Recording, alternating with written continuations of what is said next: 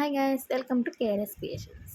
మనం ఈరోజు నెల్లూరు స్టైల్ చేపల పులుసు చేసుకుందాం రండి. స్టవ్ ఆన్ చేసుకొని 4 స్పూన్స్ ఆఫ్ ఆయిల్ వేసుకొని కాసిన్ని ఆవాలు వేసుకొని తరువాత కాసిన్ని జీలకర్ర వేసుకొని కొంచెం ఫ్రై అయిన తర్వాత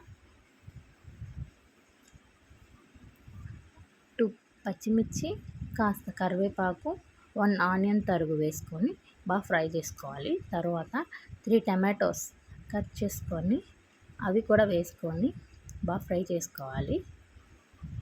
టమాటోస్ని ఫ్రై చేసుకున్న తర్వాత కాస్త ఉప్పు, కాస్త పసుపు వేసుకొని కాసేపు మూత పెట్టాలి. ఈ లోపల నేను చింతపండు రసం అయితే తీసుకున్నాను.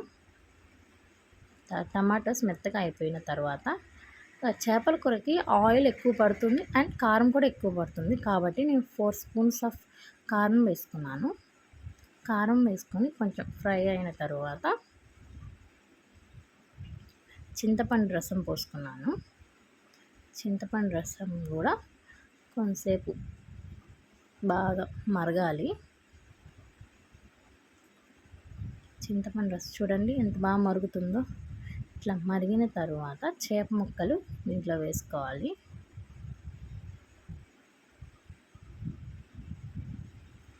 ఇట్లా అన్ని చేప ముక్కలు వేసేసుకున్నాను. ఇంకా చేప ముక్కలు వేసుకున్నాక దబర్లో గెంటె పెట్టకూడదు, ఇలా అంచులో పట్టుకొని కదపాలి.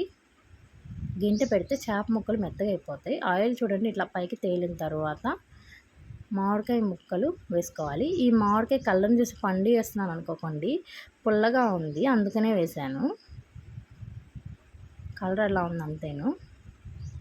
తర్వాత ఈ పొడి వేసుకున్నాను. ధనియాలు, మెంతులు, జీలకర్ర ఫ్రై చేసుకొని పౌడర్ చేసుకున్న ఈ పొడి వేస్తే చేపల కూర చాలా టేస్టీగా ఉంటుంటుంది. ఇంకా లాస్ట్లో కొత్తిమీర తరుగు వేసుకొని స్టవ్ ఆఫ్ చేసుకోవడమే. నెల్లూరు స్టైల్ చేపల పులుసు రెడీ. చాలా అంటే చాలా టేస్టీగా ఉంది. మీరు కూడా తప్పకుండా ట్రై చేయండి. కేఆర్ఎస్ క్రియేషన్స్ సబ్స్క్రైబ్ చేసుకోండి.